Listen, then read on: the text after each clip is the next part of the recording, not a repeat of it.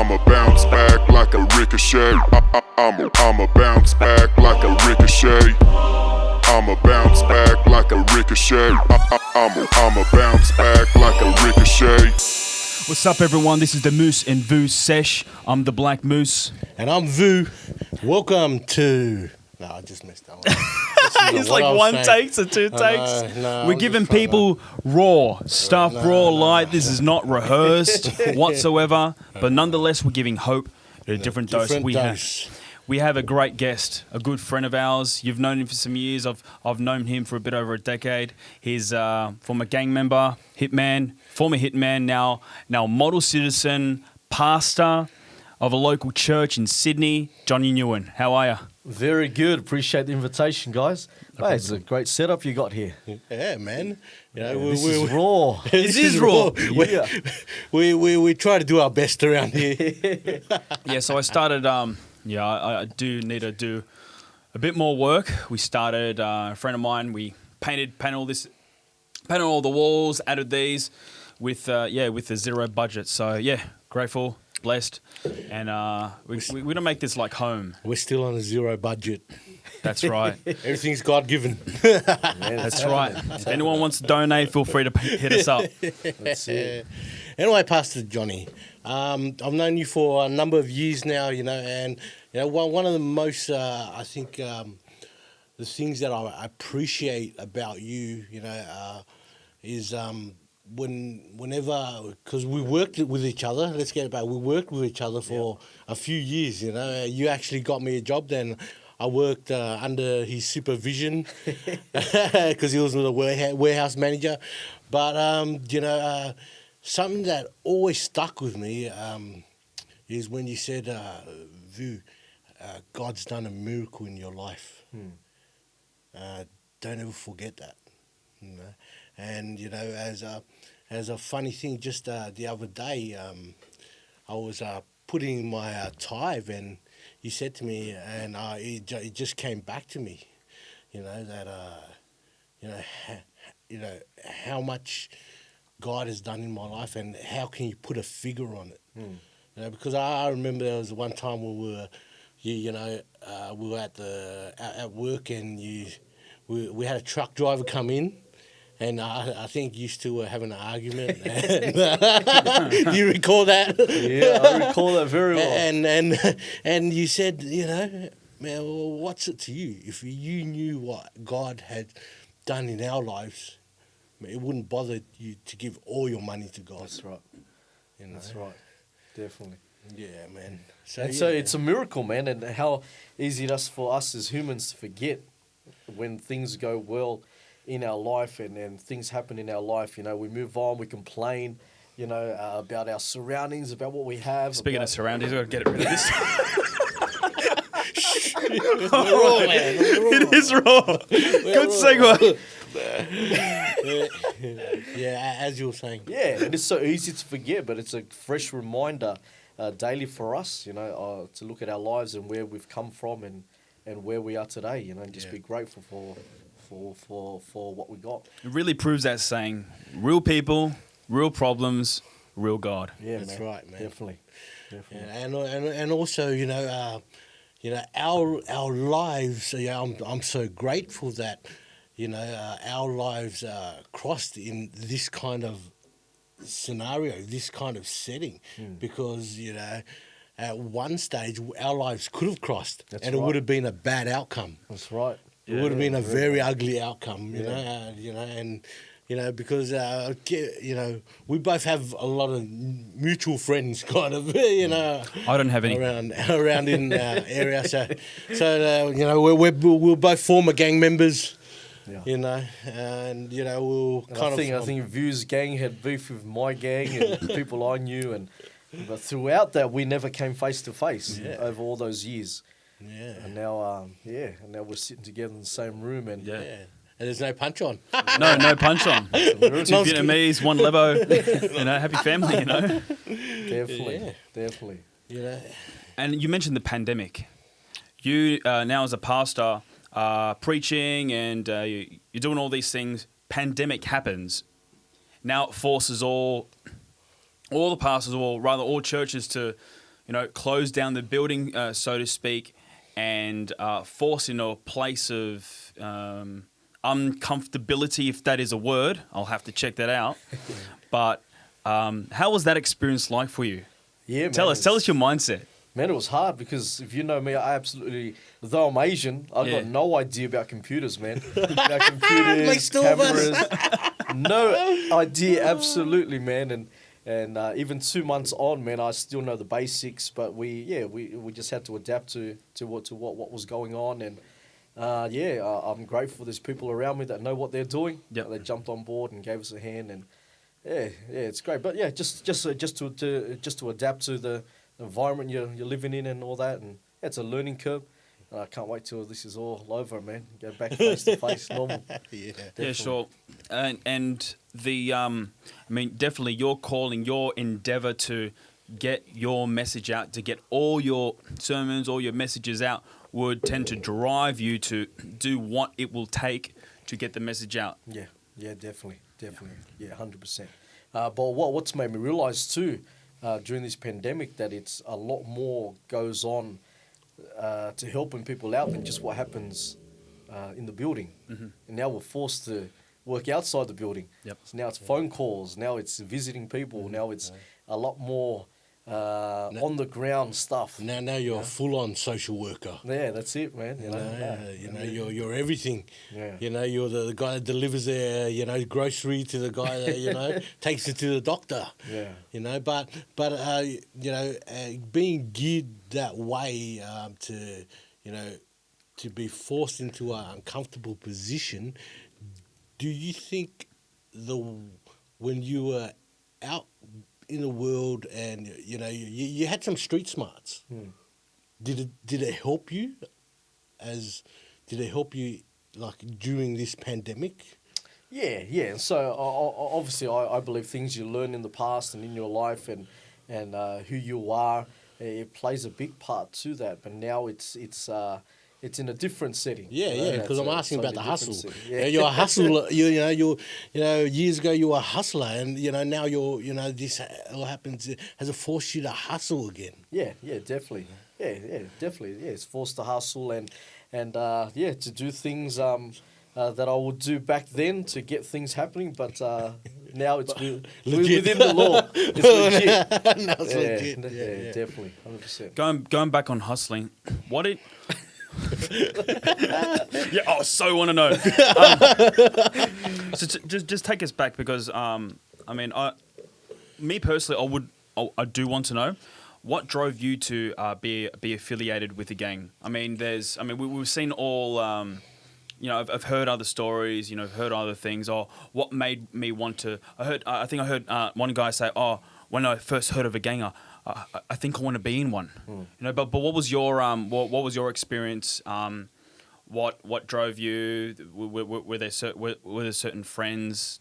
Tell us. Yeah, man, it was a whole heap of stuff. Hey, and just to keep it brief with you, I grew up. My Vietnamese parents, refugees, had no money, broke as a joke, man. Driving early 90s Camry model, bumper bar falling off the front, hanging off there, a duct tape cable tied together. Embarrassing, man. Yeah. 5-borough home, cockroaches infested. I wanted to do something with my life. Yeah. I hated being in poverty, povo. People laughed at, mock at you. So my parents were broke as, didn't have much money, but two of my uncles were gang members, and I seen them come over regularly to our house, and they pull out money. They'll give me $50, $100 here as a young kid. Okay. Man, and some family influence. Okay. Yeah, definitely. I'm friends with his uncles. Okay. Yeah, and comes New Year's time, they got the leases, like the New Year's money in a red envelope, and they'll give it, and there's $100 in it Must for have been a big 12-year-old envelope. kid. Wow. Yeah, man, you're cheering, man. You go buy the latest pair of Air Jordans if you want, So I saw that lifestyle, and it attracted me, man. It attracted me. My father wasn't there. My parents divorced when I was 16, and my uncles, they demonstrated to me that I could have a better way, a better life. But the wrong way. Yeah, but the wrong way. Yeah. And that was attractive, man. Let's be honest, that was appealing. The girls, the money, the cars, that was appealing to a 15-year-old. 100%. We all have a conscience, and do you believe that you would have, you came to a value of decision, like whether I would just deliberately do this wrong? Were you confronted with just the consequences even before you stepped into that path? Yeah, so at 15, 16, the furthest I could think ahead was probably the next day. Yeah, You know? yeah. So in a sense, I didn't really think about if I did this would happen here, or eventuate in me in a mental home down the road, or messed up, addicted to drugs. For me, it was just right now, right here. What's the best fun? What's going to give me the biggest high, the biggest feeling right now? That's why I got on the drugs. Yeah. Yeah. That's why we got into the fights. Yep. That's why we were walking around with a reputation, because that was the best thing right then, right there, without thinking of It consequences. sounds like it's no different than today Yeah. with some young bloods out there. Definitely. How do you compare with the young'uns now then, as to how you grew up? Was it more intense back then? Was it more intense now? How were the fights? What was? Yeah. What are the differences? I'm sure Vu would be able to help me out with this, but Yeah. just what I think, and then Vu can let his opinion. I think back then, even though there was a gang life, even though there was crime, there was still respect. There was still kind of respect and honor. There was still that sort of ranking in those terms. Now it's every man for themselves, every dog for themselves, so to speak. There's no more of this guy has built a reputation for 10 years. There's respect there. Back then, it was very much driven that way. And maybe because I'm from a Vietnamese culture, there's a lot of honor, respect your elders, and pay your dues, your respect. But So there's more snitches now. Yeah, well, definitely a lot of definitely. snitches today, 100%. And, Snitches get stitches. I can tell you firsthand. It's not because there's no honor or anything. It's because of they've actually made it fashionable to be a snitch. Right, okay, yeah. And not only that is because they, I look outside on the streets these days. They didn't go through hard times. No. They don't appreciate. You know what I mean? Yeah, this man, he's got to work. He's got to do whatever it takes. He's got to sell them bags, do whatever it takes, run his stuff on the streets and that. These days, it's not happening. So a lot of these guys that are so-called gangsters, they come from rich homes. Yeah. Whereas me and Johnny was growing up, man, it's survival mode here. Yep. If you're not going to take mine. I worked for this, and this is where a lot of the gang, the crime escalated from. Is, man, this is mine. You're not taking it. Yeah. But nowadays it's like, if I can't take it, I'll call the cops on you. Yeah. I'll get rid of you that way. Yeah. Well, let's think about it. Let's think about that thought. As you're saying that, Vu, I'm just thinking about even out of the gangs, even men in general today, in which we're living now. Our parents, they worked from the bottom up. Yeah. They worked from having absolutely nothing Yeah. to working 6-7 days a week and having to make a living. Yep. And now today, man, if we lose our job, there's Centrelink there, look after us, and they pay good money, Centrelink. Yeah. They pay good enough money for guys to stay home, and we have to consider that generation. Let's talk about the men have become, in a sense, soft, and we run away from pain. There's problem come, we run away, we dig our heads in the sand, but back then you have to make it work. You got to do whatever you can. Snowflakes. And in the gang or out of the gang, just in general life. But today, it just seems like everything's placed on a plate for us to enjoy, Everything's too easy. So there's wannabe gangsters, but when pressure strikes, they tend to melt. Yeah, so plastic gangsters, I call them. All plastic.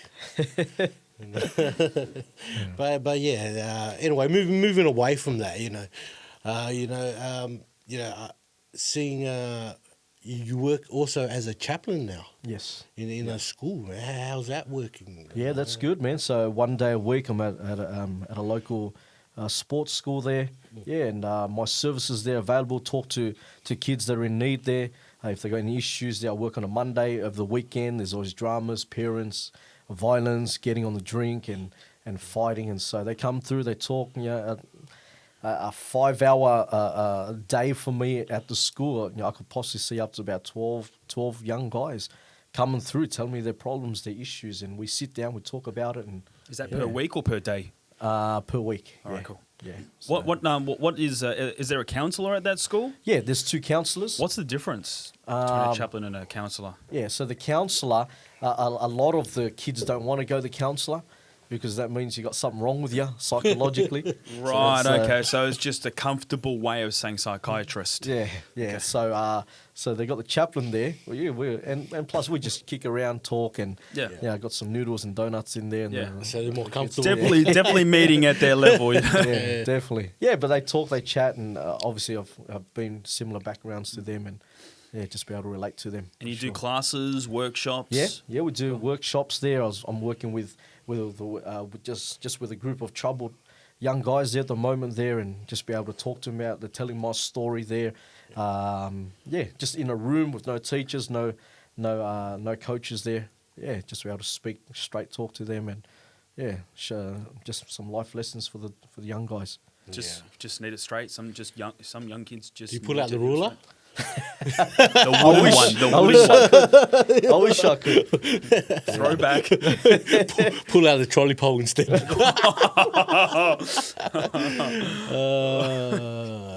So every time you're in there, you encounter a lot of problems, which gives you a good overview on their life and Yeah, definitely. Definitely. The most common problem that I see is single parent homes, fathers not being around. Man. Therefore, these 15, 16, 17-year-olds just run an absolute muck. Yeah. Mum tells them off, mum gives them a hiding. But, when mum's gone to bed or mum's busy, these boys are out partying, mucking around, getting in fights. What can they do? And, because dad's not around. Dad's either drunk or run off or enjoying himself. So seeing them for that few hours, do you also offer your services after school? Like if they really want your help and there's a fine line there. Obviously, working within the school, but there's programs set in play there where we can help them if they need help outside school. Yeah, for sure, 100%. That is if they want help. And I'm certain there's a fine line, and correct me if I'm wrong. You do all you can to mentor them. Yeah. Obviously, their decision to want help. Have you come across in the Bible, Jesus heals those 10 lepers. One of the lepers comes back to say thank you. Yeah. Have you ever had one of those moments as a chaplain? Yeah, whether they come back and say thank you, or they just thank run off. you. yeah, just Maybe either way. come back with his brothers. Yeah, definitely. And as a chaplain, as a pastor, just as a Christian in general, they're going to be people that appreciate you, and they're not. There's going to be those two crowds. Mm-hmm. But the reason why I'm doing this goes beyond just the recognition. For sure. Absolutely. And it absolutely helps when they recognize it, and it's wonderful when they come back and bring you a gift or even say thank you, definitely. But that's not the sole purpose of why we function that way. Yeah, absolutely. Yeah, but it definitely helps when they bring, 6-pack of nuggets and chips to say thank you or something. Awesome. Man's hungry is hungry. So how long have you been a Christian for? I've been a Christian now. This June will be 11 years. Wow. Yeah. So the reason why I asked that is, I've heard your as you go share your testimony, share your story, and I've always wanted to ask, you speak about your brother committing suicide, and I want to know how long were you a Christian, or were you even a Christian before that happened? Yeah, so I was a Christian for a year when my brother took his life. Okay. Yeah. So, how did you react to it? As in, were you, did you have resentment for God? Did you, what was going through your head at that time? Because being in the faith only a year, you're still a bit shaky. And also know in your story that you mentioned that he was a great influence in your life, just trying to encourage you and lift you up in times of despair. Yeah, definitely. So he was opposite to me. I was a drug dealer. He wasn't. I was on the drugs. He wasn't. He was a worker, carpenter by trade. Yeah. Great influence on my life. Tried to get me out of the gang life many times. Yeah. But every time, man, I'm like, no, bro. Why work and make $800 when you can make that, in half a day? Yeah. And so when I became a Christian, a 1 year Christian, and I remember the day, it was a Friday afternoon, about 2:30 p.m. I get a phone call from my sister. Yeah. I just came back from New Zealand, right? Sharing my story like I'm doing now. Yeah. I get back, I have a sleep, 2:30 p.m. get a phone call that Friday, the May 20th, and she tells me that Stephen's killed himself. He's hung himself. And it was like my world was turned upside down.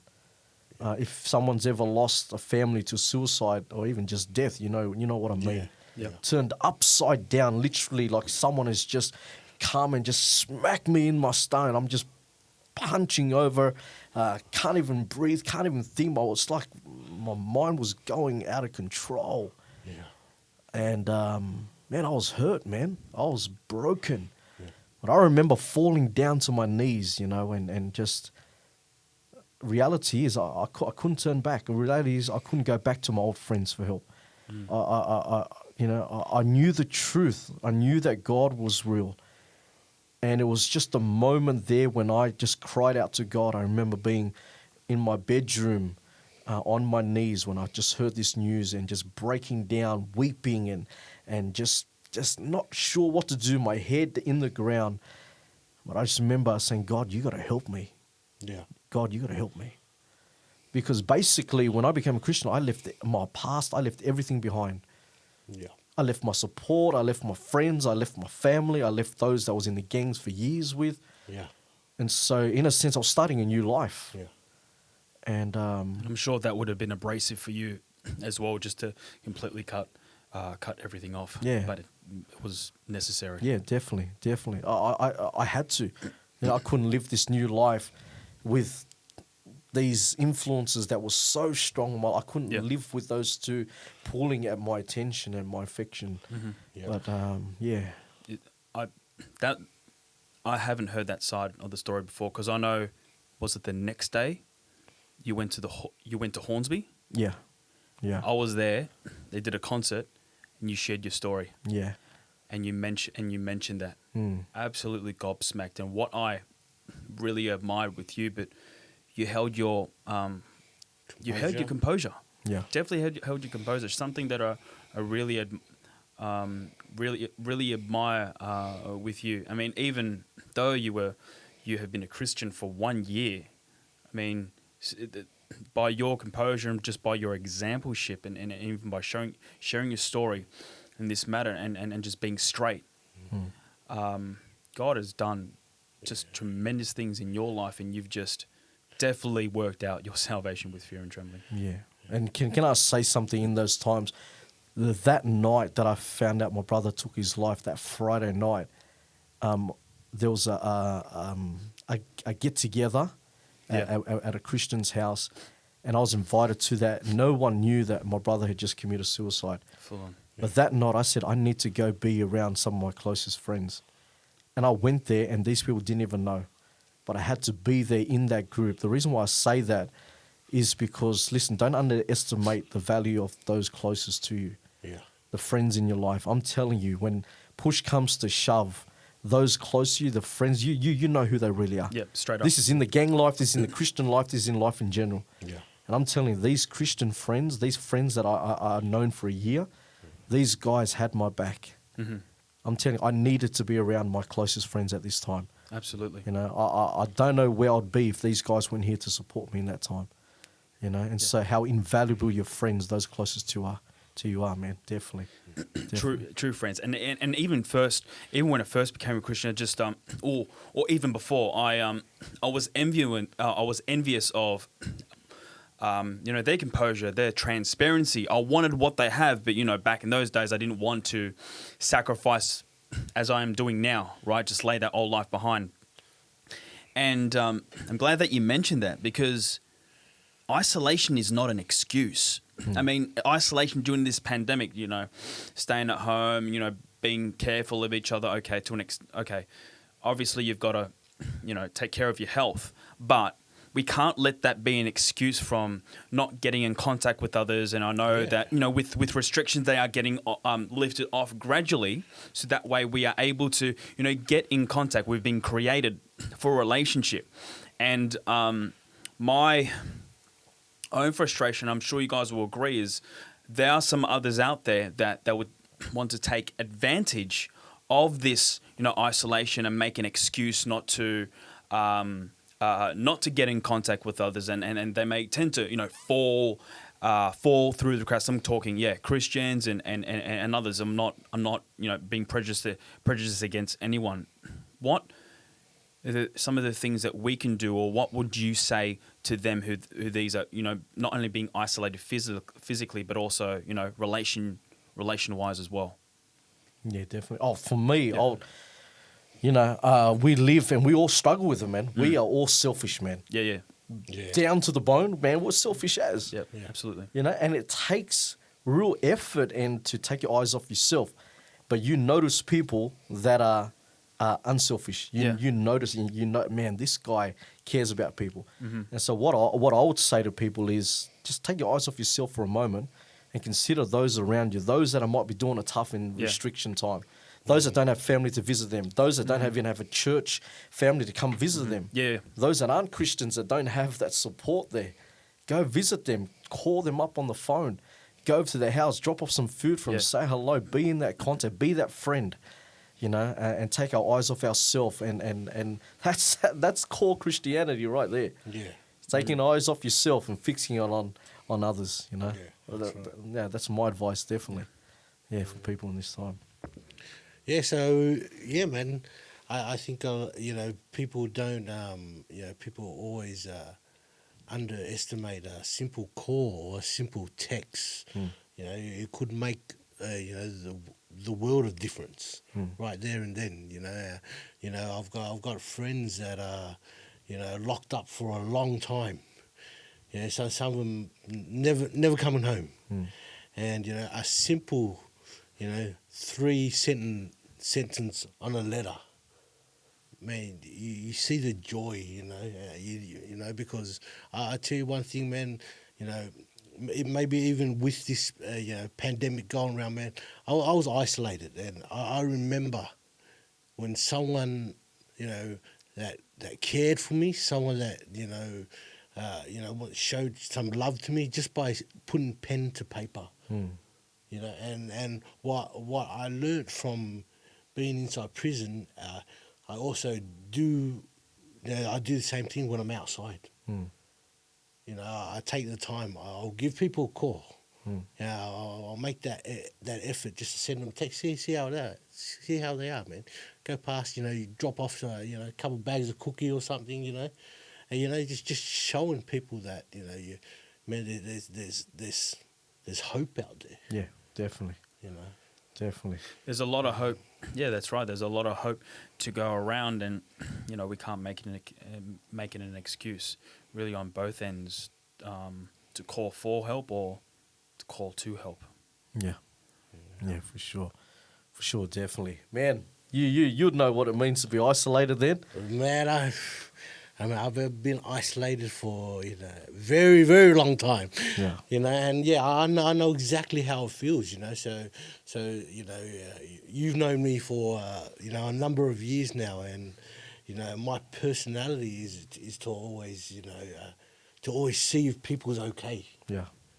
Yeah, definitely. I'm always seeing if people, do they need anything, or man, just take them out, just shout them a lunch or something, man.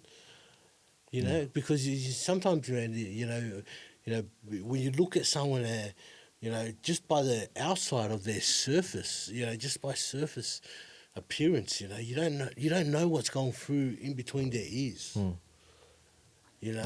it might Or look if there's like anything going on in between the ears. yeah, but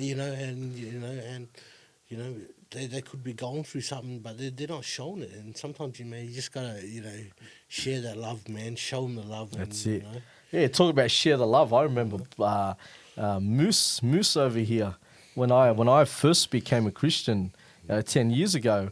What stood out for me for his life, because there was a period there, man, we were close, man. Yeah, we were close tight. we were tight for about a year. Yeah. We're talking about 10 years ago. Yeah, man. But I remember even telling him back then, I said, you know what, Moose, I don't think I've ever heard you any smack come out of your mouth about anybody else. Well, what I mean by that is I've never heard you slander or talk trash about nobody else, and that was true.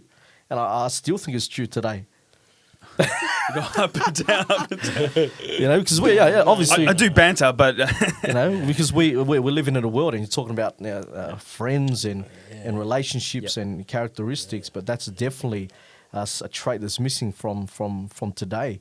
Is thinking well of people and not talking smack about them, because it's easy to gossip, it's easy to say a few things about behind people's back, but to be straight up. That's right. That's right. There's obviously a difference between, doing that slander, doing that gossip and stuff, and approaching someone to, encourage and help, and obviously identifying and trying to meet that need, and if God can see potential in a libero like me, surely I'm able to speak life and see potential in others, no matter what the flaw, because I'm a flawed person as well as everyone else. Yeah, definitely. Yeah. This goes the same to you as well, Johnny. Knowing you throughout the years, you've like I said at the start, you've always encouraged me. You've always said, man, hey Vu, remember, God's done a miracle in your life. And Vu's seen me 5 days a week for about 3 years. Yeah, so. every day, Yeah. But and it's such a man, it's such a joy and such a privilege to have a friend like you that always will say let you know when you're right or you're wrong, or and always encouraging. Yeah, definitely. Yeah, that's right. Instead of just sliding in some comments, what can you do to help? Yeah. What can you do to attribute to something to make it even better? Yeah. Exactly right. And that's I suppose that can also I suppose that can also attribute to the 80-20 rule. Sometimes and now in with church and our live stream, we feel like it's more than that. The 90-10 rule, so to speak. But we all need help. We all need improvement, and we all make mistakes, and we need to, we need to get better at this stuff. Yeah. We're not gossip. We're brothers and sisters. Yeah. No. Yeah, And definitely. yes, and not just that. It's just, man. I think like you were saying, Johnny. You need to be around people that like you said, when things hit the fan. When that tragedy happened with your brother, you knew you needed to be around certain people. Definitely. 100%. And because man, I'll tell you the truth, man. It could have gone the other way. Yeah. He could have went out, grabbed a pipe, and went and smoked it. True. Yeah. Yeah. He could have just went AWOL and just flipped it. But Yeah. man, he didn't. That's a miracle right there of God. Yeah. 100%. Done something in his life, saying, "Look, no, man. God's made himself so real to me, man. I don't need this. Up. Yeah, that's I right. don't need this, man. I don't need this. I'm going over here where, where I'm going to get love. I'm not going over this side, back on the dark side. I just came from there. Yeah. No. And that's where people's stories are so powerful. You guys will know, working with many youth that come through your churches and through your ministry. That's why a story or a testimony or someone that stands firm for what they believe and not waver from that, it's a powerful thing. Yeah. And something that a friend of mine told me 10 years ago when I first became a Christian. They said, you don't know the true effect of the influence you have on people's lives. And that's the reality. We go through life and many people connected to our life, but we don't truly know the effect we have on their life until something goes wrong. You know, what I mean is that there's people looking at your guys' lives right now. Yeah. You know, thinking, man, this Moose Vu Sesh, man, it's helping me out, man, more than I think. Well, what are the young guys say? Eshe. Eshe, lad. You know, so yeah, so you know, that's exactly the reason why we decided to do this. Yeah. You know, and you know, and keep it raw, keep it unedited. Yeah. You know, so what they see us talking about is what they're gonna get. Yeah. You know, and you know, where we're able to talk about these things Because there's a notion that Christians are weird. Yeah. Yeah, Yeah. that's a portrait that the world paints about Christians, is that they're weird, there's something wrong with them, I don't want to be like them. Mate, I'm going to tell you something. I'll tell you what's weird. What's weird? A guy spent 2 decades in prison. Tell me that's not weird. That's crazy. That's, yeah. Tell me that's not weird. Tell me that's not weird. That's weird. Yeah. Being a Christian isn't weird, man. Yeah. That's Being right. a Christian is the best thing that's ever happened to me. That's right. You That's know? right. And I always joke around, you know, and it's, you know, I'm not having to dig at other religions or anything, but I'll tell you something, man. My mother prayed to Buddha for 35 years that I would change. Yeah. Man, I prayed to Jesus Christ for 35 seconds, man. My world got turned upside down. That's right. Boom. Just like that, man. Amen. Just like that. That's it, man. You know. That's what we're talking about, real stories. Yeah, that's right. Live right now, people seeing it right now. Yeah. Couldn't think of it any other way other than to live for God. Yeah. Repent, put my trust in Jesus. That's You know, I right, wouldn't. man. I wouldn't even think of marriage, think of sobriety, even think of this and hanging with you guys, being married, having How many kids you got now? I got 3 girls. 3 girls. You're one up, brother. He's going on 4. That's it. Yeah, my wife and I are contemplating, but that's how we go. He's trying to get a boy. So game. But yeah, man, like I was saying, it is the best thing in the world being a Christian, and just having the joy of helping other people, man. Yeah. You know, get out the situation that you were once in. You know, being able to just minister to them and man, just talk, real talk to them. Yeah. And more so, you have truth. Yeah. And that's a crazy thing. I mean, as far as putting all the sales stuff aside, we're providing and giving this great gift and presenting it, and presenting it how we ought and on how we should. Yeah. Truth. Yeah. People want truth. People need truth, and some people are not going to like it, but it is what it is. Yeah. We have the truth that Jesus is God. Yeah. That's right. Repent and put your trust in Him. Yeah, where we should be an essential service. Government should be paying. This is an essential service, isn't it? This is an essential service. Yeah. So subscribe, donate, send it through, donate, support. That's right. We need as much help as we can get. I need help. Johnny needs help. He's got a 4 kid on the way. So send the support through. Attach my name onto that. Yeah, but truth, man, 100% truth. That's what set us free. Everyone wants to know the truth. Yeah, That's why they're searching. Yeah. That's why there's people coming online now having a look to see what we got to present. Yeah. Yeah, they want truth. They want to know what is the real deal, what is true. Yeah. There's a lot of fakes around. Yeah. There's a lot of, Yeah. A lot of things man. And we just want to present it in a way that is, relatable. Yeah. Relatable because, again, we're real people. I like to think I'm real. So, I like to think you're real too. Sometimes. But yeah. Also, I want to ask you, being, so different from, the contrast that you used to live, which would, we know this we know the answer, but which is more rewarding? Yeah, and so... It's because it's not about the cars, the girls, and the money. No. Yeah. Yeah, and So tell the people out there, what's more rewarding, man? this is living for Jesus is the most rewarding life that anyone could ever live. You still got problems? Yes, I still got a lot of problems. I still go through issues? Yes. I still have bills to pay? Yes. My car still breaks down? Yes. I got one car broken down at the moment. We're not talking about problems are going to go away. But Jesus Christ is so real in your life that no matter the problems you face, you can face it. And there's hope because you have the truth.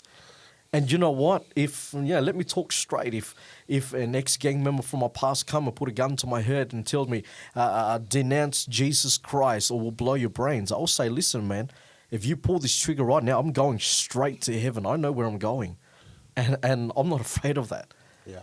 Now, before, man, I was scared to die. Real gangster. Yeah. Scared to die. Yeah. Fast, you ain't no real gangster. Carrying a 38 revolver around because I'm worried about someone's got my back. Yeah.